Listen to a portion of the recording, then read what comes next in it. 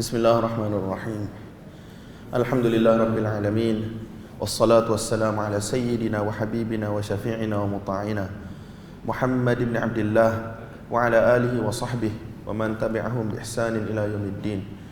Allahumma 'allimna ma yanfa'una wa anfa'na bima 'allamtana wa zidna min fadlika 'ilman wa ta'lima innaka 'ala kulli syai'in qadir. Subhanaka la 'ilma lana illa ma 'allamtana innaka antal 'alimul hakim. Rabbi shrah li sadri wa yassir li amri wahlul 'uqdatam min lisani yafqahu qawli. Amin. Amma ba'd. Tuan-tuan, Allah Subhanahu wa taala telah turunkan Al-Quran kepada kita semua sebagai petunjuk. Dzalikal kitab la raiba fihi hudan lil muttaqin. Dan itulah Al-Kitab, iaitu Al-Quran, yang mana tidak ada keraguan pada Al-Quran tersebut. La ya'tihi al-batilu min baini yadayhi wa min khalfihi. La ya'tihi al-batilu min yadayhi. La ya'tihi al-batilu min baini kenapa saya mengarut ni? La ya'tihi al-batilu min baini yadayhi wa min khalfihi. Yang mana kebatilan, keraguan tidak akan datang ke mana-mana arah dan juga sudut dalam Al-Quran. Maksudnya la raiba fih, tidak ada sebarang keraguan. Hudan lil muttaqin, sebagai petunjuk bagi orang yang ingin menjadi orang yang bertakwa. Dalam kitab-kitab tafsir macam tafsir Jalalain dan seumpamanya, ketika mana mentafsirkan perkataan hudan lil muttaqin, petunjuk bagi orang yang bertakwa, tu terjemahan secara perkata dia. Secara lafzi dia petunjuk bagi orang yang bertakwa. Tapi muskil, kalaulah Al-Quran itu memang dah untuk orang yang bertakwa, seolah-olah orang yang tidak bertakwa dia tidak akan dapat manfaat daripada Al-Quran. Kalau awal-awal lagi terjemahan dia petunjuk bagi orang bertakwa, maksudnya secara umum orang akan faham orang yang tidak bertakwa dia tidak akan dapat petunjuk daripada Al-Quran tersebut. Jadi untuk mengelakkan kemuskilan tersebut, para ulama tafsir, antaranya Al-Imam As-Suyuti rahimahullah, di dalam kitab dia Tafsir Jalalain, dia kata apa? As-sairina ila taqwa, iaitu orang yang ingin menjadi orang yang bertakwa. Maksudnya orang yang ingin mendapat manfaat daripada Al-Quran, dia akan dapat manfaat daripada Al-Quran. Orang yang mana tidak ingin mendapat manfaat daripada Al-Quran, dia akan biarkan, dia akan tinggalkan, maka dia tidak akan dapat manfaat. Contoh mudah saya nampak masa zikir tadi, saya ingatkan apa, rupa-rupanya ada wifi kat sini. Jadi bila ada wifi, secara umumnya masjid kata siapa nak guna, siapa tak nak guna tak payah guna. Nampak tak? Jadi masjid telah buka peluang yang seluas-luasnya untuk orang guna wifi secara percuma. Jadi ada orang nak guna, maka dia dapat manfaat. Orang tak nak guna, dia tak dapat manfaat. Walillahil mathalul a'la, bagi Allah Subhanahu wa taala perumpamaan lebih daripada itu. Maksudnya kalau kita nak buat perbandingan, Allah Subhanahu wa taala lebih tinggi, tetapi secara umumnya kita boleh buat perbandingan macam tu.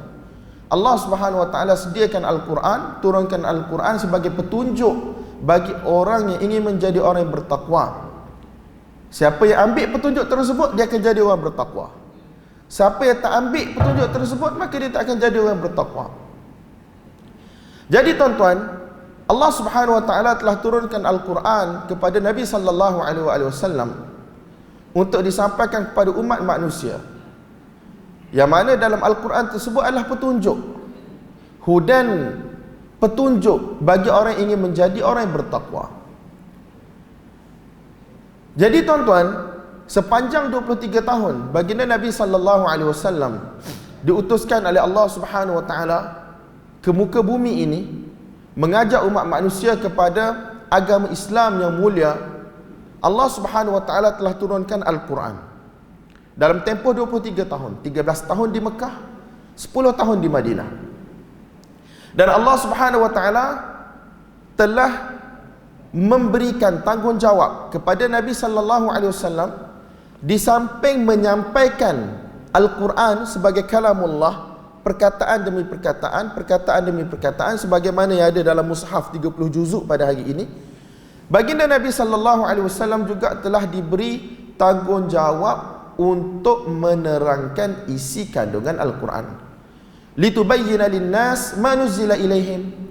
Untuk engkau wahai Muhammad terangkan kepada manusia apa yang telah diturunkan kepada mereka. Jadi di situ datangnya tanggungjawab Nabi sallallahu alaihi wasallam.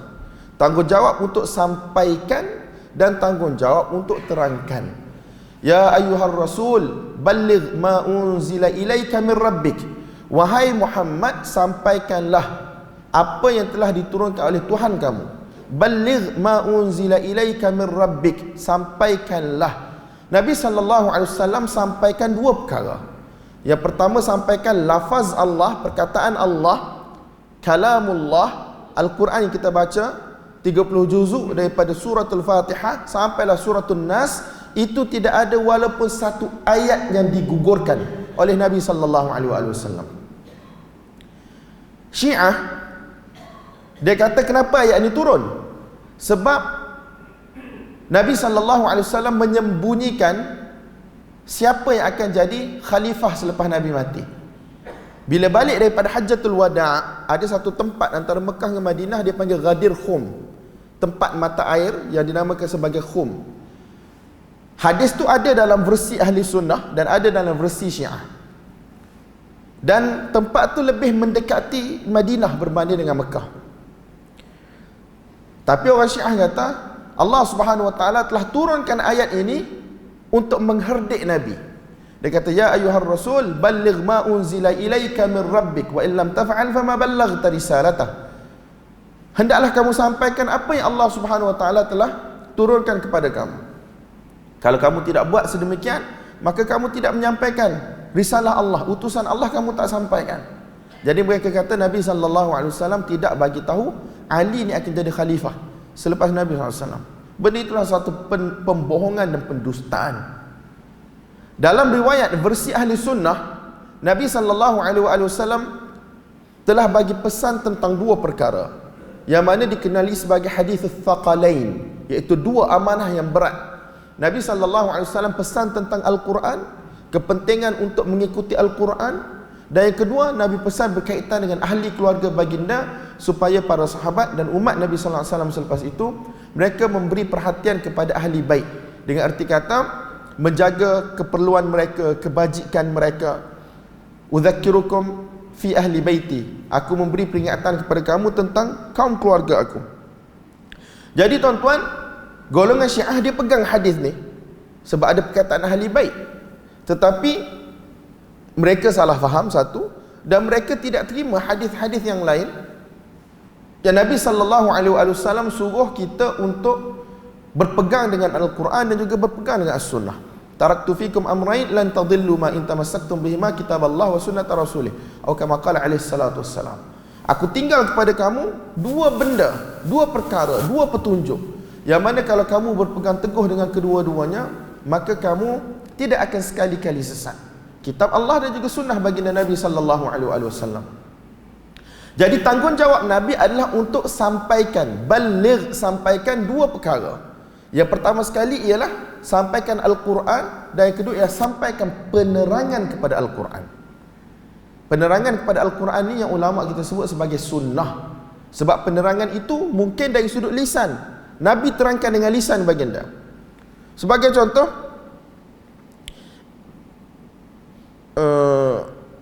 banyaklah contoh tuan-tuan. Maksudnya apa ya contoh? Dalam Quran Allah Subhanahu Wa Taala sebut, Nabi SAW tafsirkan satu ayat Quran, zulm, kezaliman itu dengan syirik. Dan Nabi SAW telah rujuk kepada ayat yang lain dalam surah Luqman, innasyirka la zulmun azim. Sesungguhnya syirik itu adalah kezaliman yang sangat besar. Ketika mana Nabi SAW ditanya tentang siapakah orang yang mana sesat, orang yang mana dimurkai oleh Allah Subhanahu Wa Taala dalam surah Al-Fatihah, Nabi SAW kata mereka ialah golongan Yahudi dan juga Nasara. Ini ialah penerangan Nabi bagi Al-Quran dalam bentuk apa tuan-tuan? Dalam bentuk lafaz. Nabi terangkan maksud al-maghdub alaihim, orang yang dimurkai, orang yang dimarahi ini adalah golongan Yahudi, dan maksud ad-dallin itu adalah orang Nasrani. Itu penerangan yang pertama. Penerangan yang kedua ialah dari sudut perbuatan Nabi sallallahu alaihi wasallam. Ini yang paling banyak tuan-tuan. Dalam Quran Allah Subhanahu wa taala sebut aqimus salah, dirikan salat. Dalam Quran tak pernah diterangkan pun berapa banyak kali kita kena salat secara jelas sehari semalam, tak ada sebut. Yang tak jelas ada aqimis salah li tarafai, aqimus salah tarafayil laili wan nahar, aqimus salah tarafayil laili wan nahar wa zulafan minal lail. Jadi ada ulama-ulama dia cari ayat nak menunjukkan bahawasanya ada 5 solat dalam Islam. Tapi Syiah guna ayat yang sama, dia kata ada 3 solat je dalam Islam. Jadi tuan-tuan, ayat yang jelas sembahyang 5 kali sehari semalam, adanya subuh, zuhur, asar, maghrib, isyak. Zuhur 4 rakaat, asar 4 rakaat, maghrib 3 rakaat, isyak 4 rakaat, subuh 2 rakaat. Dibacakan Al-Fatihah pada setiap rakaat. Selepas Fatihah dibaca surah. Ada rukuk, ada sujud. Kita tak jumpa tuan-tuan dalam Quran. Kita tak akan jumpa dalam Quran. Tidak akan jumpa. Tapi Allah Subhanahu wa taala kata aqimus salah. Hendaklah kamu dirikan salat. Bagaimana umat manusia nak salat? Kalau tidak diterangkan. Memang Allah tak terangkan di dalam Quran, tapi Allah hantar orang untuk terangkan, iaitu baginda Nabi sallallahu alaihi wasallam. Jadi Nabi sallallahu alaihi wasallam terangkan tentang waktu solat. Apakah syarat-syarat untuk kita masuk dalam solat? Nabi sallallahu alaihi wasallam cerita tentang taharah, Nabi cerita tentang kiblat, Nabi cerita tentang tutup aurat, Nabi cerita tentang banyak benda. Inilah penerangan Nabi sallallahu alaihi wasallam. Nabi SAW solat di atas mimbar untuk tunjuk kepada para sahabat bagaimana Nabi solat. Bila nak sujud, Nabi akan turun, kemudian Nabi akan sujud atas tanah macam biasalah. Tetapi sebelum tu Nabi solat di atas mimbar. Apabila ada orang tanya tentang waktu solat, Nabi SAW solat pada hari pertama, katakan zuhur, selepas tergelincir matahari. Esok Nabi akan solat di hujung-hujung waktu zuhur. Begitulah, asar pun macam tu, esoknya pada hujung waktu asar. Maghrib masa yang sama Nabi solat, kemudian isyak dan penghujung waktu isyak. Subuh pun begitu. Jadi Nabi SAW tanya, siapa yang tanya tentang waktu solat semalam? Jadi Nabi SAW kata salat adalah antara 2 waktu ini. Maksudnya hari semalam aku solat pada awal waktu, hari ini aku solat pada hujung waktu. Nabi SAW terangkan dengan perbuatan baginda, termasuklah juga percakapan baginda. Allah Subhanahu wa taala sebut dalam Quran, wa atimul hajja wal umrata lillah. Hendaklah kamu semua sempurnakan haji dan juga umrah. Tapi ada tak tuan-tuan dalam Quran penerangan tentang haji, rukun umrah, ihramnya, kemudian cara talbiyahnya, kemudian wukufnya macam mana, kemudian sa'inya macam mana, tawafnya macam mana. Tidak ada penerangan yang detail. Tapi ketika mana nak melakukan haji, Nabi SAW berkata, khudhu anni manasikakum. Ambillah daripada aku cara kamu menunaikan manasik, iaitu haji kamu. Kan dalam hajjatul wada' Nabi SAW dengan para sahabat ni mata ni memang lihat Nabi, dan memang mereka bagi perhatian betul-betul bagaimana cara Nabi buat haji. Bermula daripada Madinah, pergi ke Mekah, tunaikan haji sampai balik semula. Antara hadis yang paling panjang ialah hadis Jabir radhiyallahu ta'ala anhu menceritakan bagaimana cara haji Nabi sallallahu alaihi wasallam. Sehingga kan ulama-ulama macam Ibn Hazmin rahmatullahi alaih, Maulana Zakaria Khandahlawi rahmatullahi alaih tulis kitab khusus berkaitan dengan haji Nabi, Hajjatul Wada'. Nabi SAW bagi penerangan. Jadi tuan-tuan, Al-Quran yang Allah Subhanahu wa taala turunkan telah diterangkan oleh baginda Nabi sallallahu alaihi wasallam. Apa yang umat perlukan telah diturunkan oleh Allah Subhanahu wa taala dan telah diterangkan oleh baginda Nabi sallallahu alaihi wasallam. Sebab tu Nabi sallallahu alaihi wasallam sebelum meninggal, Nabi sallallahu alaihi wasallam bagi peringatan, bagi wasiat, bagi pesanan 2 perkara ni. Taraktu fikum amrain. Saya ulang benda yang sama je tuan-tuan. Kalau saya mari perlis ni, 2 hari, 3 hari ada 5 kuliah, kuliah yang sama je. Sebab itulah ilmu yang sebenar. Kata para ulama, syarrul ulum al-gharaib. So buruk-buruk ilmu ialah ilmu yang pelik-pelik, yang manusia tak tahu. Ini benda ni disebut oleh para ulama, Imam Malik, Abdul Rahman bin Mahdi, Syu'bah bin Al-Hajjaj dan seumpamanya. Dia kata seburuk-buruk ilmu ialah ilmu yang pelik-pelik, la ya'rifuhan nas, benda yang mana manusia tak tahu.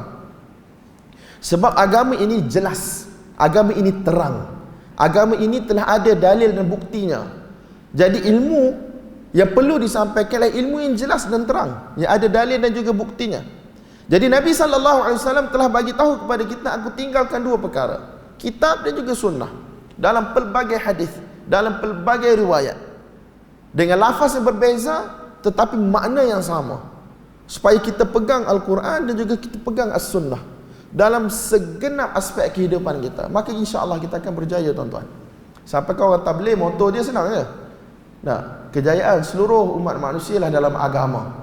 Sejauh mana manusia dapat taat perintah Allah, tinggalkan larangan Allah dengan cara yang telah ditunjuk ajar oleh baginda Nabi SAW, maka sejauh itulah manusia akan berjaya di dunia dan juga di akhirat. Itu moto kita semua, tuan-tuan. Regardless keluar daripada mulut siapa, yang paling penting isi dia tu. Kejayaan saya dan tuan-tuan adalah dalam agama. Kita bukan nak hidup untuk selama-lamanya di dunia. Kita pasti akan meninggalkan dunia. Kalaulah Allah Subhanahu Wa Taala benarkan untuk seseorang itu hidup tanpa mati di dunia ini, Allah akan benarkan Nabi SAW untuk hidup selama-lamanya. Tapi Allah Subhanahu Wa Taala telah tulis manusia semua kena mati. Untuk hidup selama-lamanya, manusia hanya perlu melalui satu ketika, satu detik, manusia kena mati dulu. Kemudian manusia akan hidup untuk selama-lamanya. Tapi kita semua takut. Sebab apa, tuan-tuan? Sebab kita tidak bersedia. Orang yang mana, saya ada tulis assignment minggu lepas berkaitan dengan Abu Hazim Salamah bin Dinar, satu orang ulama di Madinah yang terkenal dalam bidang hadis, guru kepada para imam, guru kepada Imam Malik, guru kepada Imam Az-Zuhri, guru kepada Sufyan ibn Uyainah, guru kepada Ats-Tsauri dan seumpamanya. Satu orang yang mana dia tak takut selain daripada Allah. Dengan raja ke, dengan khalifah ke, memang dia tak takut. Orang datang jumpa dia ketika mana dia nak mati. Dia tanya, apa keadaan kamu? Dia kata, baik, alhamdulillah. Dalam keadaan aku bersangka baik dengan Allah dan mengharapkan rahmat dan keampunan Allah. Dia, tuan-tuan, orang Kelantan kata, bukan orang Kelantan je lah, siapa-siapa pun dia kata dengan keyakinan yang begitu tinggi. Bila orang tanya, apa khabar? Nak mati dah ni? Maradul maut, nak mati. Dia kata, alhamdulillah, hasanal dhanni billah, dalam keadaan aku ni bersangka baik dengan Allah, rajian rahmatah wa maghfiratah, berharap kepada rahmat dan juga keampunan Allah. Kemudian dia kata, adakah sama orang yang mana berpagi berpetang menghidupkan dunia dia untuk orang lain, dan orang yang berpagi dan berpetang sibuk bercucuk tanam untuk akhirat dia? Maksudnya, ada di kalangan kita keluar daripada rumah pagi, petang, siang, malam untuk hidupkan dunia kita pada pandangan kita, tapi sebenarnya untuk ditinggalkan bagi orang lain. Untuk ditinggalkan bagi orang lain. Adakah sama orang ini dengan orang yang mana berpagi berpetang untuk bercucuk tanam untuk akhirat dia? Takkan sama. Sebab dia rasa kehidupan dunia dia memang dia berada di atas jalan yang betul. Maka, tuan-tuan, dia tak takut untuk mati bertemu dengan Allah. Tapi kita semua tahu nak hidup untuk selama-lamanya. Syurga tu ada macam-macam, untuk satu tempoh yang tidak ada penghujung. Tapi kita semua takut nak mati. Sebab apa, tuan-tuan? Sebab kita tak bersedia untuk berhadapan dengan soal jawab daripada Allah. Sebab kehidupan kita tak betul. Jadi baginda Nabi SAW telah memberi peringatan kepada saya dan tuan-tuan bahawasanya jalan keselamatan kita ada pada Al-Quran, ada pada As-Sunnah. Orang yang nak dengar, dia dengar. Orang yang tak nak dengar, dia tak perlu dengar. Maksudnya, ini yang Allah Subhanahu Wa Taala bagi tahu dalam Quran. Man syaa'a falyu'min. Siapa nak beriman, beriman. Wa man syaa'a falyakfur. Siapa yang mana nak kufur, jadilah kafir. Dalam riwayat lain Nabi SAW kata, taraktukum alal bayda, aku tinggalkan kamu di atas jalan yang begitu terang, yang luas, yang jelas. Lailaha kanahariha, dia punya malam sama seperti siang. Maksudnya dua-dua jelas. Pada waktu malam pun boleh nampak jalan tersebut, pada waktu siang pun boleh nampak jalan tersebut. La yazighu anha illa halik, orang yang mana sengaja melencong daripada jalan tersebut, maka sebenarnya diinginkan kehancuran dan juga kemusnahan kepada diri dia sendiri. Nampak tak tuan-tuan? Jalan ni jelas. Untuk menuju Allah jelas. Qul in kuntum tuhibbunallah fattabi'uni yuhibbukumullah wa yaghfir lakum dhunubakum. Wahai Muhammad, bagi tahu kepada umat manusia, jika kamu semua mencintai Allah, tidak ada jalan lain. Jalan dia apa tuan-tuan? Fattabi'uni, hendaklah kamu ikut aku. Itu ikut baginda Nabi Muhammad sallallahu alaihi wasallam. Yuhibbukumullah, Allah akan sayang pada kamu, Allah akan cinta pada kamu. Wa yaghfir lakum dzunubakum, dan Allah Subhanahu wa taala akan ampunkan dosa kamu. Jadi tuan-tuan, untuk dapat redha Allah, sehingga Allah i'lan dalam syurga kepada kita, aku telah redha kepada kamu semua dan tidak ada kemarahan, tidak ada perasaan marah, murka kepada kamu untuk selama-lamanya. Untuk kita dengar tu tuan-tuan daripada Allah pada hari kiamat dalam syurga, untuk Allah i'lan keredaan Allah kepada kita, dan Allah Subhanahu wa taala tidak akan murka untuk selama-lamanya kepada kita. Cara dia apa tuan-tuan? Ittiba', mengikuti jejak langkah baginda Nabi sallallahu alaihi wasallam. Jadi orang yang berjaya ialah orang yang mana ikut jejak langkah baginda Nabi SAW, dan akhlak Nabi, kehidupan Nabi, amal Nabi, perbuatan Nabi adalah Quran. Hadis panjang lebar tuan-tuan dalam Sahih Muslim. Orang tanya kepada Aisyah radhiyallahu anha berkaitan dengan Nabi SAW. Aisyah kata, kana khuluquhul Quran. Kana khuluquhul Quran. Akhlak Nabi SAW, kehidupan Nabi SAW, tingkah laku Nabi SAW adalah Al-Quran. Al-Quran yang bergerak. Dan memang itu pun yang Allah wahyukan kepada Nabi untuk diamalkan dan untuk disampaikan kepada umat Nabi SAW. Sunnah Nabi ialah manifestasi kepada Al-Quran.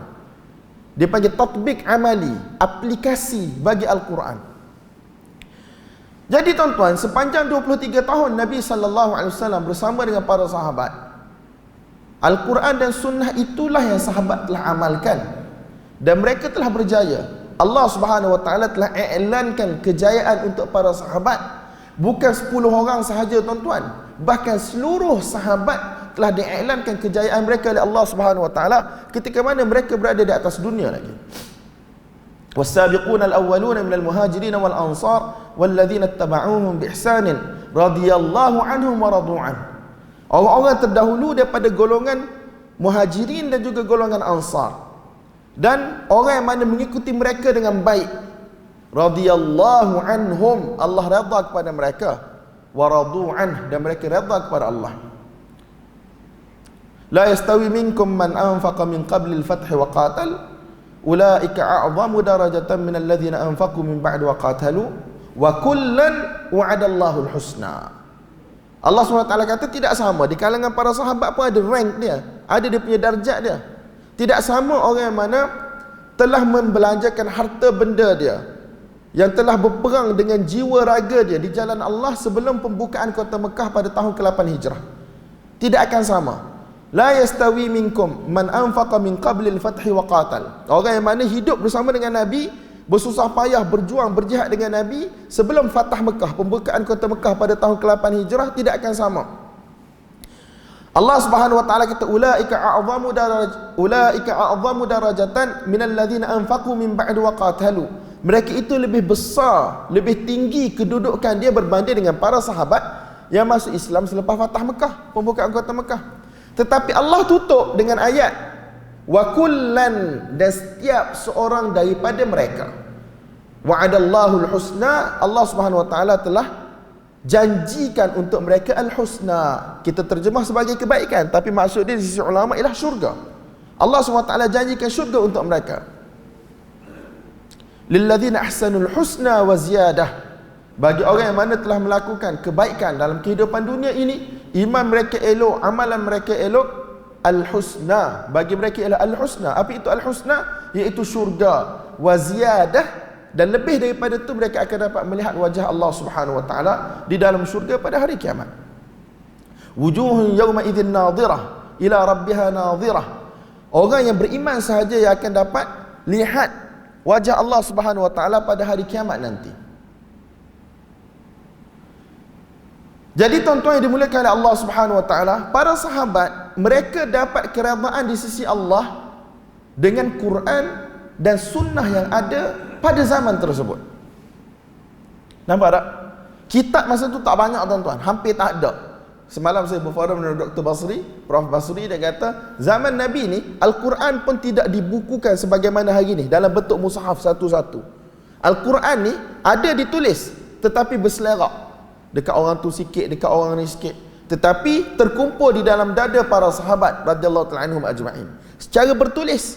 Tidak ada sebagaimana hari ini tuan-tuan. Kita ada cetakan Madinah, ada cetakan Malaysia, ada cetakan tu, ada cetakan ni. Setiap negara keluarkan cetakan masing-masing. Sahabat zaman Uthman ditulis mula Al-Quran ada lebih kurang 6 ataupun 7 naskah. Ada naskah imam yang disimpan di Madinah, dan ada naskah yang dihantar bersama dengan guru pergi ke negara umat Islam, Kufah, Basrah, Syam dan seumpamanya. Kitab-kitab hadis tidak ditulis kecuali sedikit sangat. Kalau kita belajar hadis kita akan tahu sebahagian sahabat ni dia ada tulis kitab-kitab hadis yang mengumpulkan hadis Nabi SAW. Abu Hurairah dia ada suhuf dia, Jabir bin Abdullah ada suhuf dia, Samurah bin Jundub ada suhuf dia. Jadi tuan-tuan, kitab-kitab ni tidak terkumpul sebagaimana yang ada hari ini dalam Bukhari, dalam Muslim, dalam Abu Daud, Tirmizi, Ibnu Majah, Musnad Ahmad dan seumpamanya. Tidak. Kitab-kitab fiqh lagi lah tak ada tuan-tuan. Walaupun para sahabat ialah orang yang paling alim fiqh selepas Nabi SAW. Tetapi Allah Subhanahu wa taala menjamin keredaan untuk mereka ketika mana mereka hidup lagi. Tapi kita sekarang tuan-tuan, kalau kita pergi pesta buku ataupun kita pergi negara Arab, kedai-kedai jual buku, rak demi rak, rak demi rak, rak demi rak buku. Tapi adakah ia menjamin kejayaan kita? Sampaikan Ibn Rajab rahmatullahi alaih meninggal pada tahun 795 Hijrah, antara ulama prolifik, ulama yang tulis dalam pelbagai bidang, bidang hadis, dalam bidang fiqh, usul fiqh dan seumpamanya. Dia tulis satu buku tajuknya Fadlu Ilmi Salaf ala Ilmi Khalaf. Kelebihan ilmu ulama salaf, iaitu 3 kurun yang pertama berbanding dengan ulama-ulama yang datang selepas itu. Antara poin utama yang beliau cakap, ulama-ulama yang datang ke belakang mereka bercakap banyak berbanding dengan ulama yang sebelum ni. Mereka bercakap banyak. Sebab apa tuan-tuan? Manusia walaupun dia ulama, kita ni lagi teruk lah daripada ulama tu. Maksudnya ada yang suka bercakap banyak, tulis banyak, bincang benda banyak-banyak yang tak perlu pun dibincangkan. Ada banyak tuan-tuan. Kritikan, antara kritikan. Sebab tu kalau kita tengok kitab-kitab tafsir terdahulu, alah nipis je tuan-tuan. Kalau tuan-tuan tengok kitab-kitab tafsir Bil Ma'thur, tafsir Abdul Razak, tafsir Ibn Abi Hatim dan seumpamanya, nipis-nipis sangat. Tapi kalau nak tulis panjang boleh, bukan tak boleh. Antaranya At-Tabari, kitab dia dicetak 30 jilid hari ni. Itu pun hanya 1/10 tak silap saya daripada idea asal yang dia nak tulis. 1/10 sahaja yang ditulis. Sebab dia kata orang malah mengaji dah. Jadi 1/10 yang dia tulis, itu pun dicetak sebanyak 30 jilid. Tafsir At-Tabari antara tafsir yang paling besar yang sampai pada kita hari ni. Meninggal pada tahun 310 Hijrah, Abu Ja'far At-Tabari, antara ulama yang masyhur dalam bidang hadis dan bidang tafsir, dan juga satu orang yang ada mazhab dia tersendiri. Cumanya tuan-tuan nak bagi tahu secara umum, ulama-ulama dulu mereka tak bahas panjang, tak cerita panjang, tak tulis panjang, tetapi dalam perkataan mereka ada keberkatan. Dalam perkataan mereka ada keberkatan. Dalam perkataan mereka adanya petunjuk. Berbeza dengan ulama zaman sekarang. ataupun ulama sebelum ni. Mereka bahar banyak. Last sekali manusia tak tahu nak pergi ke mana. Apa yang saya nak sampaikan tuan-tuan ialah Nabi SAW telah sampaikan agama kepada para sahabat dan sahabat telah diiktiraf, redha oleh Allah Subhanahu Wa Taala dengan ilmu yang ada pada zaman itu. Nampak tak tuan-tuan? Maksudnya dalam kitab-kitab hadis, dalam Quran, tafsir para sahabat, tafsir Ibn Abbas dan seumpamanya, pada waktu tersebut dengan ilmu itu mereka telah mendapat keredaan daripada Allah Subhanahu Wa Taala, dijamin syurga oleh Allah Subhanahu Wa Taala. Jadi kita ni, kita nak berjaya, saya dan tuan-tuan nak berjaya. Jadi apa yang perlu kita buat untuk kita berjaya? Maksudnya kita kena ikut jejak langkah mereka. Bagaimana mereka mencari agama mereka, bagaimana mereka mengamalkan agama mereka, itu yang kita kena ikut. Dan yang paling besar sekali ialah kembali kepada Al-Quran dan juga As-Sunnah. Ini tidak boleh tidak tuan-tuan, moto seluruh umat Islam. Ya ayyuhalladzina amanu athi'u Allah wa athi'ur rasul wa ulil amri minkum. Fa in tanaza'tum fi syai'in farudduhu ila Allah war rasul in kuntum tu'minuna billahi wal yawmil akhir. Dzalika khairun wa ahsanu ta'wila.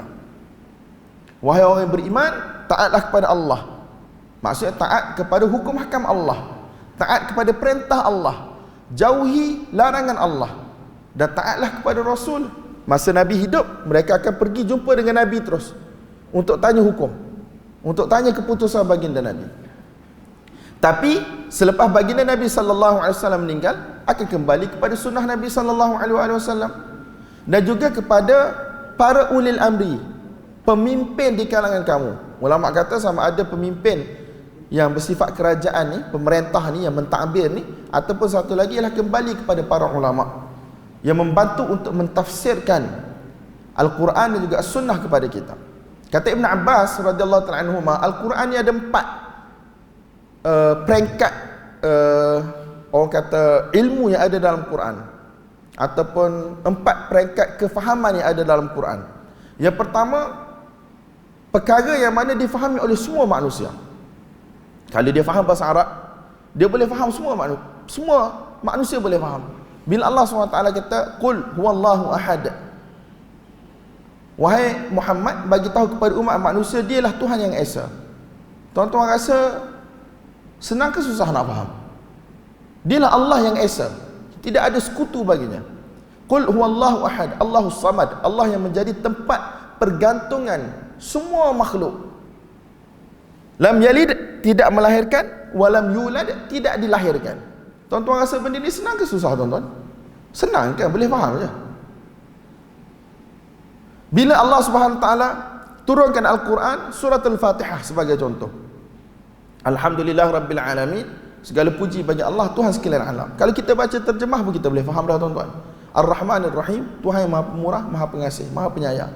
Malik Yaumiddin, Tuhan yang menjadi tuan pada hari kiamat nanti. Iyyaka na'budu wa iyyaka nasta'in, kepada Engkau ya Allah kami menyembah dan kepada Engkau kami minta pertolongan. Ayat yang simple yang mana difahami oleh seluruh manusia. Tidak kira dia ni satu orang yang terpelajar ataupun satu orang yang mana buta huruf. Sebagaimana kata Asy-Syatibi rahimahullah di dalam kitab dia Al-Muwafaqat, Al-Quran telah diturunkan ala ma'hudil ummiyin, telah diturunkan mengikut kemampuan orang yang tidak terpelajar untuk faham.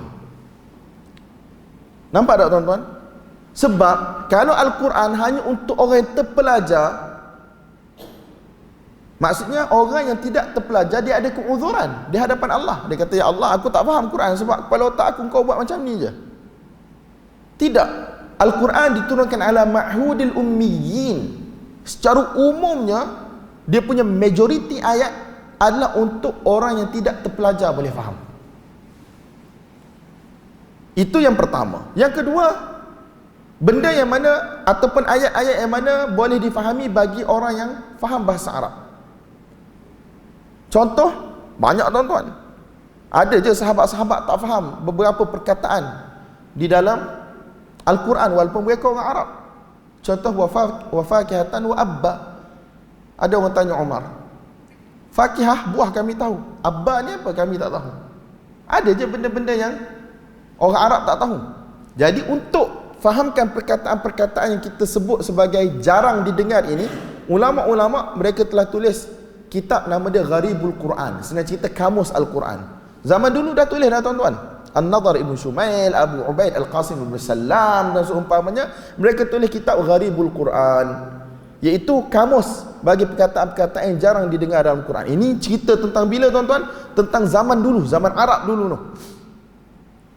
Kemudian yang ketiga, tafsiran yang tidak diketahui kecuali oleh para ulama. Ada bahagian yang mana ulama je yang faham, terutama melibatkan ayat hukum hakam dan seumpamanya. Tapi kalau ayat tauhid, ayat cerita tentang syurga, neraka, kiamat, kematian, semua orang boleh faham, asalkan dia pandai bahasa Arab lah. Jadi kita sekarang kalau kita baca terjemahan, kita baca ayat-ayat tu, insya-Allah kita tidak akan tersesat. Sebab benda tu kefahaman orang awam semua boleh faham. Cuma ayat yang melibatkan yang susah-susah, melibatkan hukum hakam, itu memang payahlah untuk manusia biasa faham. Jadi kita ada ulama. Sebab tu Allah SWT suruh tanya ulama. Walau radduhu ila rasul wa ila ulil amri minhum la'alimahu alladhina yastanbitunahu minhum. Kalaulah manusia ni ada kemusykilan dan mereka kembalikan kepada rasul semasa hidup baginda, ataupun kembalikan kepada orang yang tahu ilmu tersebut, maka mereka pasti akan terangkan kepada kita apa yang kita muskilkan. Allah SWT sebut fasalu ahla dzikri in kuntum la ta'lamun. Tanya orang yang tahu kalau kamu tak tahu. Betul tak? Jadi tuan-tuan, yang ketiga ni ulama tahu. Tapi ulama tahu adalah untuk dia terangkan kepada kita, simplify, mudahkan untuk kita faham. Bukan untuk dia berbangga dengan diri dia. Aku tahu, mu bodoh, mu tak tahu. Aku je boleh faham, mu tak boleh faham. Bukan, Al-Quran untuk semua. Tapi ada kefahaman yang kita boleh faham terus. Ada kefahaman kita berhajat kepada penerangan daripada perkataan bahasa Arab. Ada kefahaman yang mana perlu diterangkan sikit oleh para ulama. Tetapi ia fin nihayah, kesudahan dia untuk kita semua tuan-tuan. Nampak tak? Kemudian yang keempat, yang tidak diketahui kecuali oleh Allah Subhanahu Wa Taala. Yang ni, yang keempat ni untuk Allah uji manusia. Dalam awal-awal surah Ali Imran tu, Allah SWT sebut Al-Quran ni hunna ummul kitab wa ukharu mutasyabihat.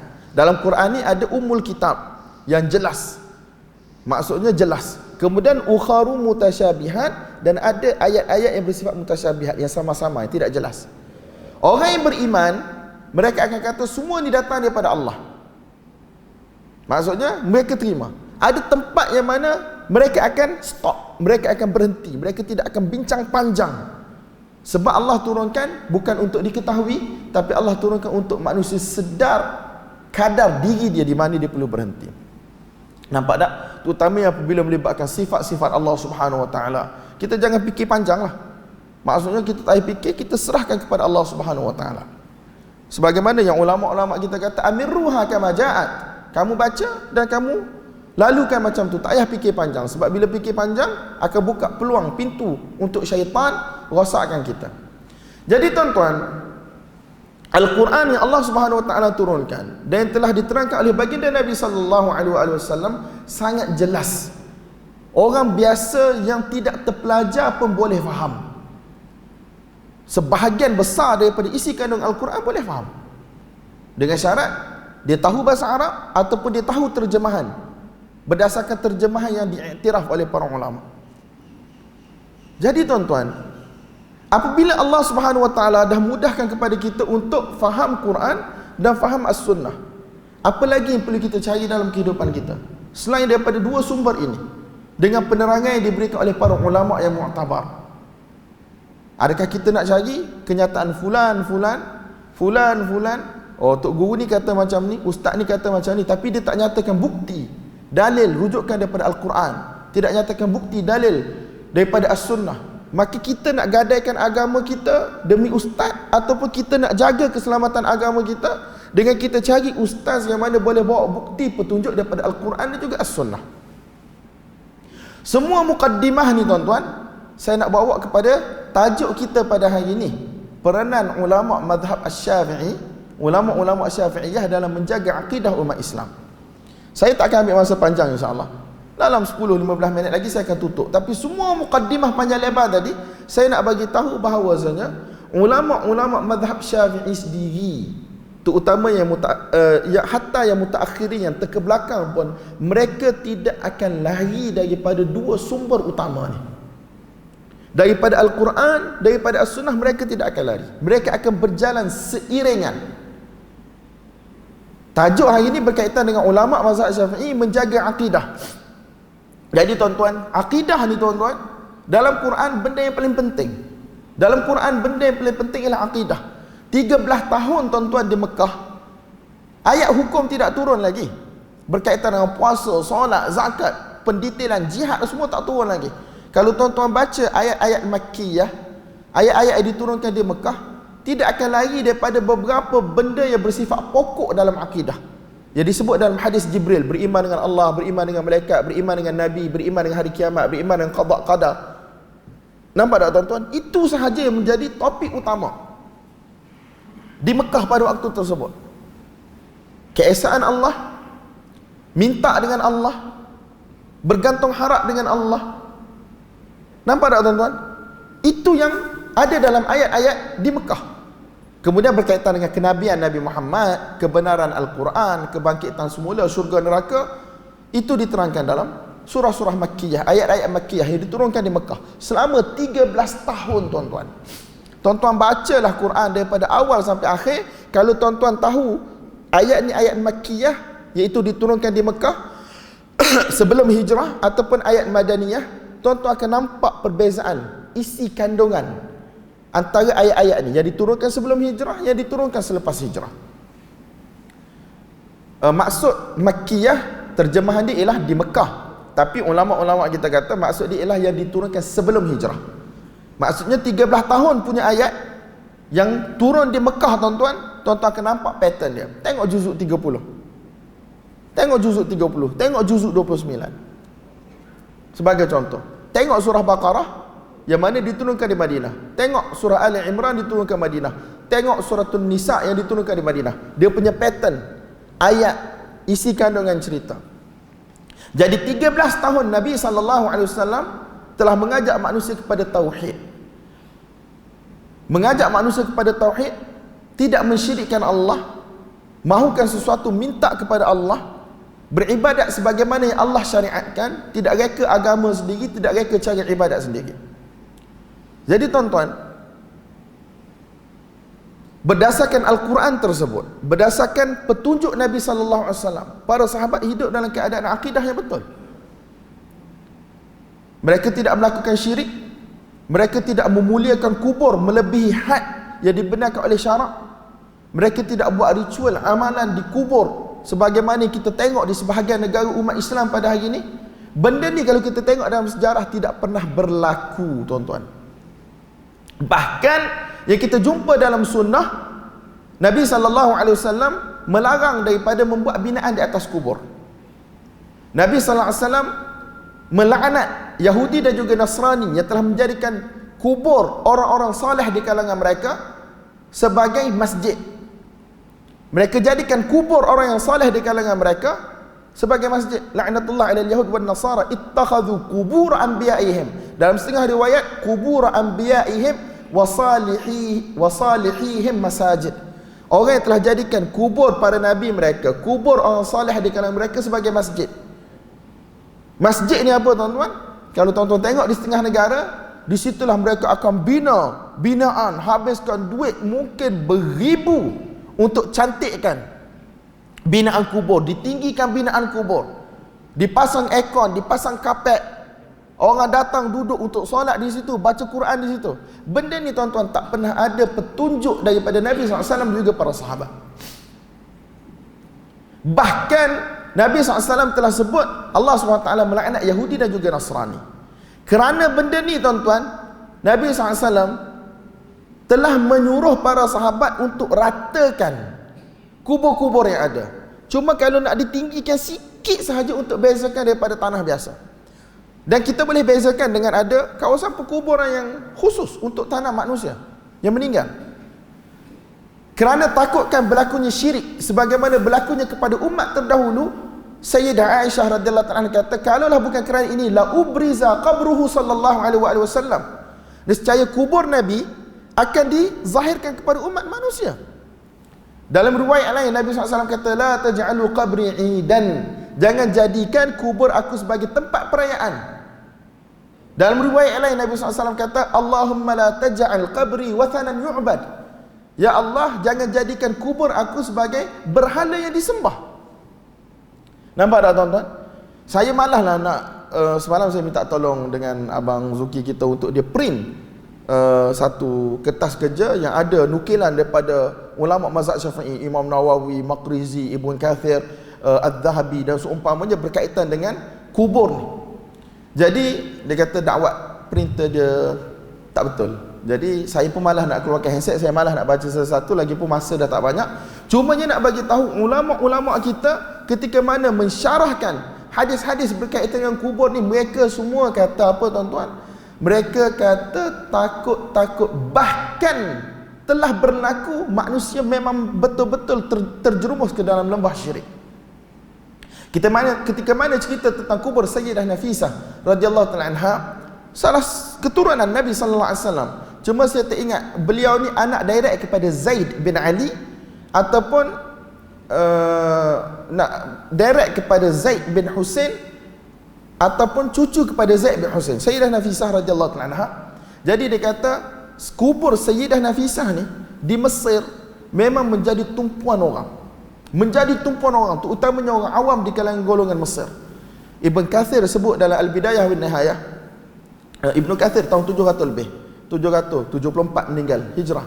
Al-Dhahabi 748, Ibn Hajar 854. Dia cerita benda yang berlaku di kawasan kubur Sayyidah Nafisah radhiyallahu anha pada zaman mereka, yang mana orang awam datang, mereka telah melafazkan perkataan-perkataan yang mana syirik, i'tiqad yang syirik yang mereka telah buat di kubur tersebut.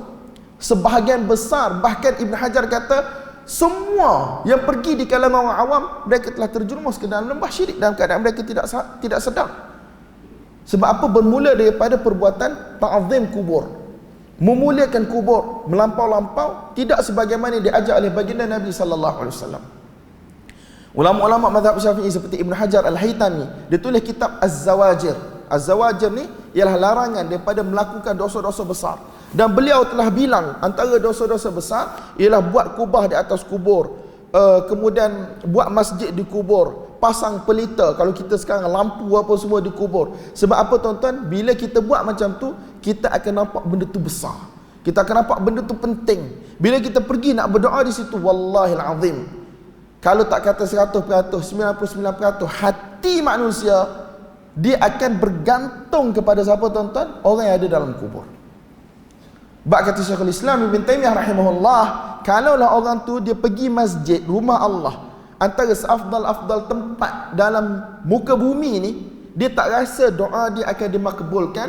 Tetapi bila dia pergi kubur-kubur tertentu, kononnya makam wali tertentu, orang soleh tertentu, dia rasa doa dia akan dikabulkan oleh Allah. Tuan-tuan rasa hati dia duduk kat Allah ke hati dia duduk kat kubur tu? Hati dia duduk kat kubur. Nampak tak tuan-tuan? Jadi benda-benda yang kecil macam ni, pada pandangan kita nilai dia besar di sisi Allah. Sebab dia bila melibatkan syirik, syirik ini akan membatalkan amalan kita tuan-tuan. Innallaha la yaghfiru an yushraka bih wa yaghfiru ma duna dzalika liman yasha. Dosa lain, minum arak, berzina, Allah ampunkan. Tapi dosa syirik yang biasanya datang dalam bentuk yang tidak sarah, yang tidak jelas, mensyirikkan Allah, dia akan datang dalam pakaian ibadat, akan datang dalam pakaian kesalehan, akan datang dalam pakaian kewarakan, dalam kezuhudan. Nampak tak? Terutamanya kalau yang buat tu ialah orang yang mana berpakaian dengan pakaian agama. Orang awam diikut belakang je, tengok-tengok terjatuh dalam syirik. Benda ni disebut oleh siapa? Oleh para ulama dalam mazhab Syafi'i. Nukilan daripada Imam Nawawi, nukilan daripada ramailah ulama. Kalau saya nak sebut, kertas kerja 21 muka surat, lebih kurang dalam bahasa Arab, font yang tidak besar, maksudnya banyak sangat tuan-tuan. Allah ajar dalam Quran kulliyat, usul dalam Quran, iyyaka na'budu wa iyyaka nasta'in. Wahai Allah, hanya kepada Engkau sahaja kami menyembah. Iyyaka didahulukan di depan, iyyaka na'bud, hanya senya kepada engkau, tidak kepada selain engkau. Kami menyembah, wa iyyaka nasta'in, dan hanya senya kepada engkau kami minta pertolongan, tidak kepada orang lain. Bahkan para sahabat radhiyallahu anhum diajar, kalaulah tali kasut ataupun cemeti jatuh, mereka belajar untuk tidak minta daripada orang. Kalau minta tak salah, tolong ambilkan, tak salah, sebab benda tu dalam kemampuan manusia. Jadi sekarang ni yang kes pergi di kubur, di i'tiqad, orang yang ada kedudukan tertentu dan seumpamanya, sebahagian kata boleh mentadbir alam dan seumpamanya, jadi mereka minta benda-benda yang mana bukan pada kemampuan manusia. Minta untuk bagi kesihatan, minta untuk bagi kejayaan, minta untuk dapat anak. Bahkan kita dengar sebahagian masyayikh kata, kalau kubur Nabi Daniel di Mesir tu, orang perempuan pergi minta anak, kalau dapat anak, mereka akan bandingkan lagi anak siapa yang paling cerdik, kalau pergi minta kubur Nabi Daniel ataupun kubur wali lain. Benda ni berlaku di kalangan orang awam. Sebab tu ulama-ulama kita yang agak keras dalam masalah kubur dan seumpamanya, memang mereka ambil pendekatan untuk menutup pintu. Dan ini disebut oleh ulama-ulama mazhab Syafi'i yang saya sebut nama tadi, tuan-tuan. Menutup pintu, takut-takut manusia terjerumus ke dalam kesyirikan. Orang kafir, tuan-tuan, Allah sebut dalam Quran, bila mereka naik bahtera, naik perahu mereka di lambung ombak, ribut, pada waktu tersebut mereka tak panggil nama Tuhan-Tuhan mereka, Lat, Uzza, mereka tak panggil. Allah cerita dalam banyak tempat, tuan-tuan, dalam surah Luqman, muka surat terakhir, dalam surah Yunus juzuk 11, pertengahan juzuk 11, dan banyak tempat yang lain. Da'awullah mukhlishina lahuddin. Pada waktu tersebut mereka akan panggil Allah, akan berdoa kepada Allah, ikhlas semata-mata kepada Allah, ya Allah selamatkan kami. Bila Allah selamatkan mereka, pergi ke darat, mereka syirik balik, standard lah orang kafir. Tapi dalam keadaan mereka terdesak, dalam keadaan mereka di lambung ombak, dipukul ribut, hati mereka hanya pada Allah. Sebab mereka tahu tidak ada yang mampu untuk buat sesuatu kecuali Allah. Bahkan patung-patung berhala mereka ni, tuan-tuan, sebenarnya bukan Tuhan pada pandangan mereka. Mereka adalah orang yang saleh. Orang yang saleh yang mati dahulu, tapi mereka i'tiqad Allah bagi kepada mereka kuasa tertentu untuk mentadbir alam. Wa ma na'buduhum illa liyuqarribuna ila Allah zulfa. Kami tidak sembah mereka kecuali untuk mereka mendekatkan kami kepada Allah. Dia tak kata patung-patung ni Tuhan. Mereka pun tahu patung tu tak buat dunia ni. Tapi mereka i'tiqad adanya kuasa tertentu yang Allah bagi pada mereka. Ini kebanyakan syirik musyrikin Mekah zaman jahiliyah dulu. Dalam surah Nuh, Allah SWT cerita, wa qalu la tadharunna alihatakum wa la tadharunna waddan wa la suwa'an wa la yaghutha wa ya'unqa wa nasra. Allah Ta'ala kata, cerita apabila Nabi Nuh AS ajak mereka kepada agama mentauhidkan Allah. Jadi pemuka-pemuka kaum pada waktu tersebut kata, jangan tinggal ni nama Tuhan-Tuhan kamu ni, jangan kamu tinggalkan Tuhan-Tuhan kamu. Disebut 5 nama tu. Wala tadharunna alihatakum, la tadharunna alihatakum, wala tadharunna waddan, wala suwa'an, wala yaghutha wa ya'uqa wa nasra. Dalam Sahih Bukhari diberitahu bahawasanya ini adalah nama orang yang saleh di kalangan mereka. Bila mereka mati, dengan tujuan untuk buat peringatan, mereka buat patung. Bila buat patung, tuan-tuan, generasi demi generasi mereka mula dah tak ingat dah apa tujuan sebenar. Jadi mereka telah i'tiqad adanya kedudukan-kedudukan tertentu Allah bagi kepada mereka, maka itulah bermulanya syirik di kalangan umat manusia. Bermulanya syirik di kalangan umat manusia. Nabi Adam dengan kaum keluarga dia berada di atas tauhid, tidak mensyirikkan Allah. Tetapi bila orang-orang saleh daripada keturunan Adam alaihissalam ni meninggal, saya tak tahulah berapa lama tempoh dia, tetapi bermulanya syirik sehinggalah Allah Subhanahu wa taala telah menghantarkan rasul yang pertama, iaitu Nabi Nuh alaihissalam, untuk ajak manusia kepada tauhid. Wahai kaum aku tidak ajak la ilaha, tidak ada Tuhan selain daripada Allah. Itu dakwah pada Nabi alaihissalam. Itu benda yang ada dalam Quran. Quran ajar bila ada masalah minta dengan Allah. Kita ni bukan agama yang ada perantaraan. Maksudnya kita kena panggil nama fulan-fulan untuk minta pada Allah. Tidak, kita agama kita macam tu. Wallahil azim. Cuba tuan-tuan cari dalam Quran ayat yang jelas suruh minta dengan orang-orang yang saleh sebagai perantaraan untuk minta dengan Allah Subhanahu wa taala. Kita tak akan jumpa. Bahkan kita akan jumpa Allah SWT sebut, bagi tahu kepada umat manusia, inni qarib, aku ni sangat dekat. Ujibu da'watad da'i idza da'an. Bila mereka ni semua berdoa kepada aku, meminta kepada aku, maka aku akan minta. Aku akan tunaikan, aku akan sempurnakan apa yang mereka kehendaki. Walillahil asmaul husna fad'uuhu biha. Bagi Allah Subhanahu wa taala nama-nama yang cantik, nama-nama yang mulia, maka panggillah nama-nama Allah itu untuk doa. Ya Rahman, Ya Rahim, Ya Dzal Jalali wal Ikram. Nama-nama Allah, hadirkan maksud nama-nama tersebut ketika mana memohon kepada Allah Subhanahu wa taala. Benda ni ada dalam Quran, tuan-tuan. Nabi sallallahu alaihi wasallam tidak pernah ajar kepada kita selain daripada tu. Sahabat tidak pernah buat. Sahabat-sahabat mati dikebumikan di kuburan Baqi', ada di Uhud dan seumpama, kita tak pernah tengok mereka apabila ada masalah menuju kepada kubur orang yang Allah jamin syurga untuk minta sesuatu. Tidak berlaku di kalangan tabi'in, tidak berlaku di kalangan atba'ut tabi'in. Tidak berlaku, tuan-tuan. Jadi semoga Allah SWT bagi taufik hidayah pada saya dan tuan-tuan untuk ambil iktibar. Kita di Malaysia, benda ni tak berlaku sangat. Sebab alhamdulillah pihak berkuasa kita, pejabat agama kita, mereka ambil berat. Kalau tak, jadi macam negara jiran kita, tuan-tuan. Banyak benda yang rosak berlaku di negara jiran kita. Tapi ada usaha-usaha di Malaysia untuk bawa benda-benda tu masuk ke dalam negara kita.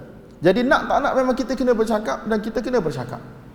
Cumanya kita ni mazhab Syafi'i di Malaysia. Orang mendakwa mazhab Syafi'i, mengaku mazhab Syafi'i, tapi dalam bab-bab macam ni mereka mengetepikan mazhab Syafi'i. Mereka tak tahulah bawa mazhab Syafi'i mana, tetapi dalam kitab-kitab muktabar mazhab Syafi'i, benda yang mereka buat, benda yang mereka promotkan, kalau tidak syirik secara jelas pun adalah perkara yang diharamkan oleh para ulama daripada dibuat. Semoga Allah SWT bagi taufik dan hidayah pada kita untuk kita kekal di atas jalan sunnah, untuk kita kekal di atas jalan Alkitab, Al-Quran. Walaupun manusia semua membenci kita, manusia membenci kita, sebab Allah sendiri, Nabi SAW sendiri bagi tahu orang yang mana pegang agama ni pada hari ini, di hujung zaman ini, kalqabid ala jamrah, seumpama orang yang pegang bara api. Badal Islamu ghariban, Islam bermula dengan gharib, tidak dikenali, tidak diterima. Wa sayaudu kama bada'a ghariban, dan akan kembali dalam keadaan asing, tidak diterima oleh manusia. Fatuba lil ghuraba, maka orang kata keberuntunganlah bagi orang-orang yang asing. Bukan asing kita pelik daripada orang tak ada petunjuk, tuan-tuan. Kita asing dengan syarat kita pegang Al-Quran, kita pegang As-Sunnah dengan tafsiran para ulama yang mu'tabar, yang telah diperakui oleh para ulama-ulama lain sepanjang kurun Islam. Wa sallallahu sallama wa baraka ala sayyidina maulana Muhammad wa ala alihi wa sahbihi ajma'in, walhamdulillahi rabbil alamin. Wassalamu alaikum warahmatullahi wabarakatuh.